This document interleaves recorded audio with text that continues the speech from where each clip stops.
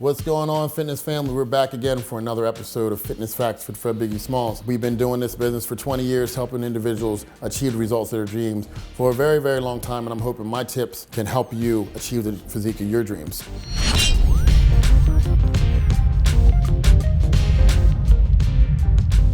Today, we are talking about what does growth and strength equate. And basically, what I'm saying is, you see people in the gym all the time that don't look like much, they're not very big, yet they're insanely strong for their size. Likewise, you see the flip side of a guy who's extremely big, and then you look at him and he's like, and you see the weight he's doing, you're going, how can this big, monstrous guy do such little weight? And what I will tell you is, unequivocally, if I'm strong, it doesn't mean I'm going to be big. And if I'm really big, it doesn't mean I'm necessarily going to be strong. And the reason for that is strength has to do more with neurological adaptation, how your body recruits muscle fibers, and being efficient with how they contract, being coordinated with how they contract. It's no different than this. If you haven't run in a very long time, it actually will take you a couple times to be able to run again, even though it's something you've done your whole life and something that's just naturally something we do from being a small kid, and we start to walk and then we start to run. But if you haven't done it in a very long time, you kind of have to get the feel for it again. That's your body neurologically trying to figure out which muscle fibers to recruit in order to be really good at that movement, right? So now translate that into lifting, and what happens is if I do perform squats over and over and over again, that's why there's so many methods now that ask you to squat 2-3 times a week, because they found that if you're better at the movement, just more coordinated within a particular movement, you're going to be so much stronger in that movement. That does not necessarily mean that you're going to grow more muscle, because again, growing muscle is about what? Proper recovery, proper rest, proper eating. But we can get stronger and stronger and stronger just off training properly. And that does not equate to necessarily getting bigger. But, you take the guy who's not that strong and you say, well, how's he not that strong? Maybe he's not training that lift. Maybe he's doing leg presses one week, squats the next week, hack squats the next week, lunges the next week. But the body does not know the movement you're doing when it comes to tearing down muscle tissue and putting on size. It just knows the stress you're placing upon the muscle. So I'm hitting that muscle from multiple angles. I'm doing rep ranges from low to high. I'm working not just my fast twitch muscle fiber, which is usually which all you're working when you're doing powerlifting. I'm also working my slow twitch muscle fibers. So I'm creating more volume, more blood flow, and a more well-rounded approach to my lifting, which is going to cause more muscle tissue overall. By doing multiple angles in a movement, I may not become typically strong in any one movement because I'm not training it enough to be super strong at that one movement. No different than when bench pressing. You go in, you see a guy who can bench press maximum amount of weight, and you look at him, he's like, you're not really that impressive. Again, maybe he's not doing the other movements. Maybe he's not doing the flies. Maybe he's not doing incline, decline. He's just doing flat bench because that's what he's trying to train. That's what he likes to do. So he will get more tricep size from it. He will definitely get some pectoral size, some front delt size, but overall, he may not be nearly as big as a guy who's training in a more well-rounded approach.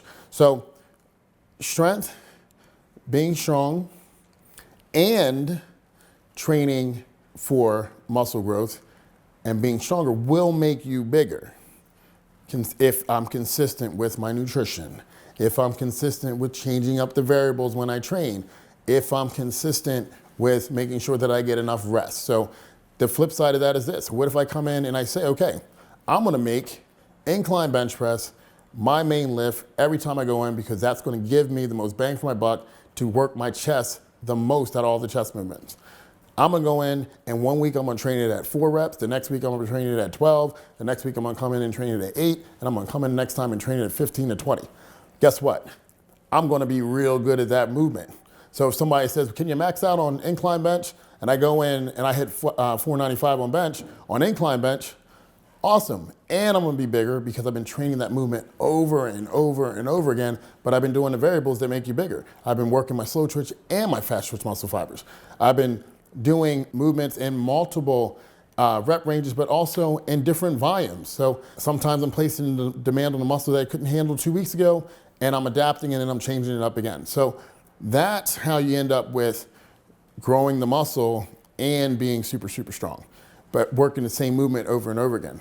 Maybe I squat. Maybe I'm not really a strong squatter, but if I do it over and over again, and one week I come in, I do it at the beginning of the workout, the next time I come in, do it at the end of the workout. Sometimes I'm doing high reps, sometimes I'm doing low reps, but I'm consistently doing squats. Guess what? I'm gonna become pretty strong at squats. A personal occurrence of mine is this. I saw Ronnie Coleman do a 585 front squat in one of his videos. And I just wanted to say, can I do a 585 front squat? I haven't seen many people do that. I did accomplish that. And my legs did get bigger, but they didn't get bigger from the front squats alone. I was also finished doing my front squats, and then I finished it up with leg press. I finished it up with step ups. I finished it up with leg extensions.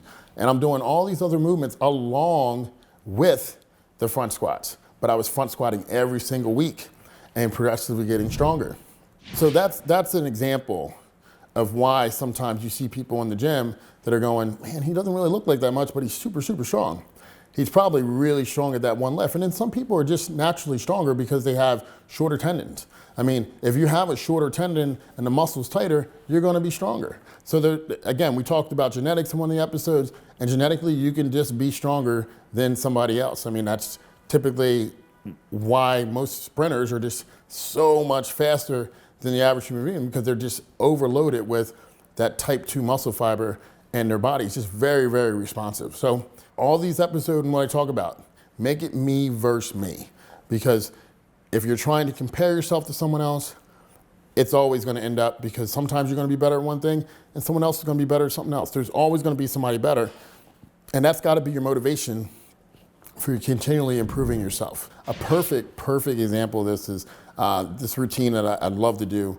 It's doing rack deadlifts, and you know, typically we go in, people are 4 to 6 sets, but on this particular routine, it's about constant tension, or high volume, 8 sets, where we start out with, 12 reps, 10 reps, 8 reps, and then we work it all the way down to we're doing like 5 sets of 3 at the end.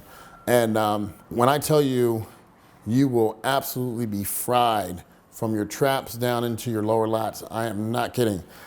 And what that does is, because you put the body under that kind of stress, you've pretty much exhausted your type 2 muscle fibers. But then from there, now we're gonna go in, we're gonna do snatch grip deadlifts. I mean, this is absolutely a brutal routine, but now, instead of keeping the rep range around just low, we're gonna do a low rep range, but we're gonna keep the time under tension by adding a 5-second negative. So now, instead of being done in a rep range 6, which typically would equate to just strength, we are under tension long enough to also create an environment where now we are focusing on hypertrophy, because the muscle is under tension for a full 30 seconds in each set. And typically when you're dealing with hypertrophy or muscle growth, you're dealing with a time frame of 20 to 70 seconds of constant tension on that muscle. And then we leave that, we've done our 5 sets of 6, all with a 5-second negative. You're feeling pretty beat up. And from there, now we hit our bent over rows. And we're doing our bent over rows at more of a rep range traditional to bodybuilding, which is 12 reps. So we've neurologically tapped out by doing all of those rack deadlifts. We further the brutality on the type 2 muscle fibers by doing our snatch grip deadlifts.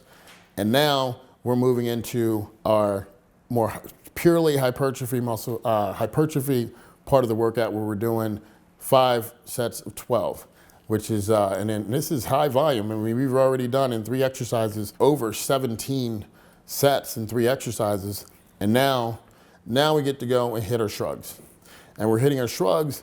And again, we're focusing on keeping the muscle under tension longer, but not the reps aren't crazy high. Still only 12 reps, but now we're keeping that, holding that contraction for 3 seconds. 3 seconds, 12 reps, every set, the set's lasting at least 36 seconds. So again, perfect time frame under tension for hypertrophy.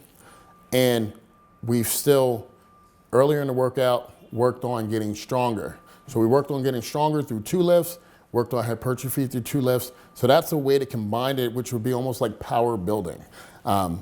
That's a great way to increase both growth and strength at the same time. Well, only thing I will tell you is you do need a lot more rest with this type of program. There's no way you can come in and train day in and day out with this type of program because you've exhausted yourself both neurologically and physically. And to kind of further this example, next time you're in the gym, just do 12 shrugs and don't worry about holding contraction. And then go do 12 shrugs and hold each contraction 3 to 5 seconds. Notice by the end of the 5 sets how much more mentally exhausted you are versus just doing 12 straight reps.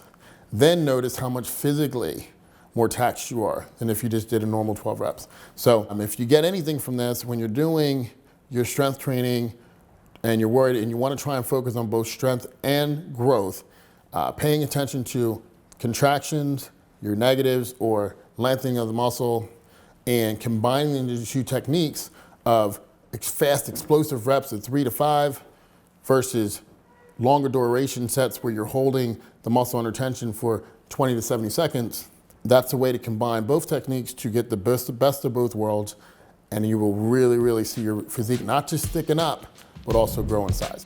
Again, I hope these tips help. I'm more than honored to share them with you, and thank you for tuning in to another episode of Facts with Fred Biggie Smalls. Talk to you guys soon. Thank you, Generation Iron. Subscribe to the channel, like the video, and put your comments underneath.